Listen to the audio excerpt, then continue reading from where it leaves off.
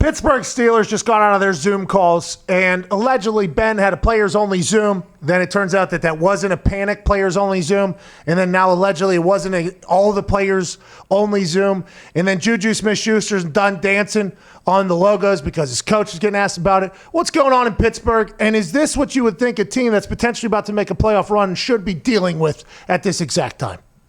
Well, one of Mike Tomlin's greatest strengths as a coach has always been allowing guys to have personality, allowing them to be themselves, giving them, a long leash, so to speak, but still being able to get them out on the field on Sundays. Remember with Antonio Brown, I mean, for years, there was a lot of things that were going on behind the scenes that the Steelers were just kind of dealing with. And again, he gives guys different amounts of slack. Obviously, Brown was a really good player.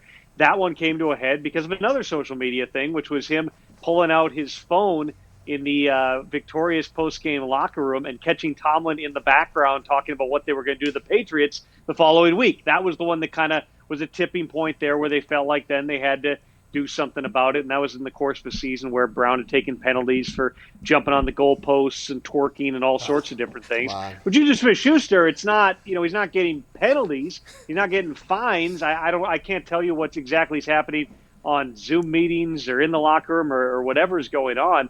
But certainly here, this got to the point where this became a driving storyline. I mean, we really should be focusing on the fact the Steelers just haven't played well. I mean, for 3 weeks in a row, they have played bad football. Bingo. That's clearly been, sticking under Mike Tomlin's tongue this entire time. He doesn't like what he's seen. But then the fact, as JuJu said, that now everybody's being asked about this other thing that really has nothing to do with what's going on in the field. I mean, listen, I know what Von Bell said after the game. I know what some of the players the previous week said. Like, you're not going out there and going, I wasn't going to hit JuJu before, but now I think I'm going to hit him. Because you had a little extra juice, sure. But the fact that that's even being part of the storyline here about a struggling team as they're trying to right the ship, it only makes sense that Mike Tomlin would have a talk with JuJu about it and allow JuJu himself to come to the conclusion that maybe it's time to tick-tock on his own time. Tom, by the way, I definitely believe you over two NFL players that said that was different. But you're right. I listen to you over them every time, obviously.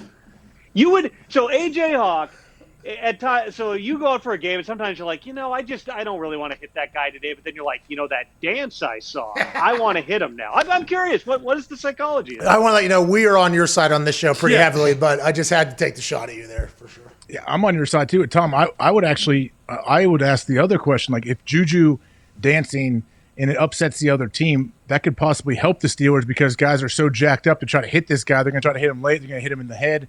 Cause a penalty. Hey, maybe it's a big third down conversion you get because of it. I was like, it could also work for you.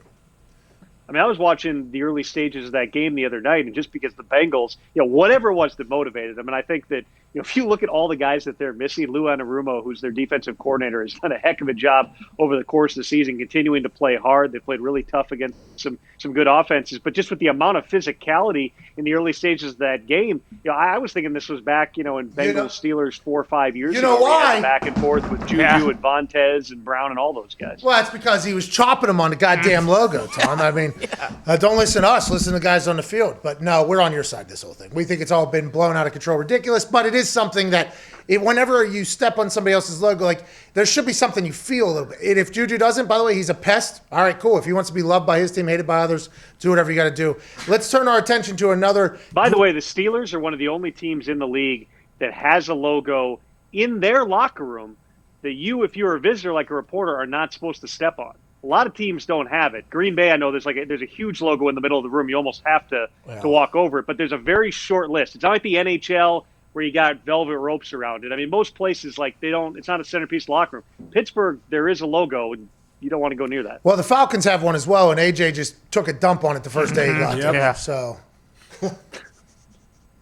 Accidentally took a few steps, Tom. Didn't know about it. I was in my 11th year, and that was all new to me. I never heard of not stepping on the logo. Okay, all right. So I'm happy we cleared that up. Not really a football thing.